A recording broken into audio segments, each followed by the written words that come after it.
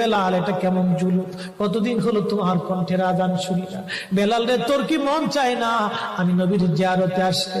বেলাল আয়, আমি নবীর জিয়ারতে আয় রে বেলাল আয়, কতদিন হলো তোমার কণ্ঠের আজান শুনি না।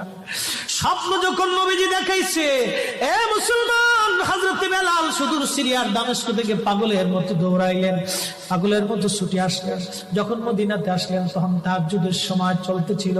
তাহাজ্জুদের সময় চলার সময় হযরত বেলাল রাদিয়াল্লাহু আনহু কাঠের জালি দিয়ে তখন রওজা শরীফ ঘিরে রাখা ছিল, ওই জালির পাশে বসে বসে জালির সঙ্গে মাথা ঠেকাইয়া নবীর পাগল বসে বসে গুনগুন গুনগুন করে কাঁদে আর বলে, হুজুর আপনি আসতে বলেছিলেন, গোলাম এসে হাজির হয়েছে। নবী গো, আজান দিতে বলেছেন, আমি আজান দিলে আপনি আগে নামাজে আসতেন, এখন আজান দিলে কি নবী আপনি নামাজে আসবেন? হুজুর এখন আজান দিলে কি আপনি নবী নামাজে আসবেন? নতুন মুয়াজ্জিন আসছে আজান দেওয়ার জন্য, এসে দেখে নবীর মুয়াজ্জিন বেলাল কাঁদে।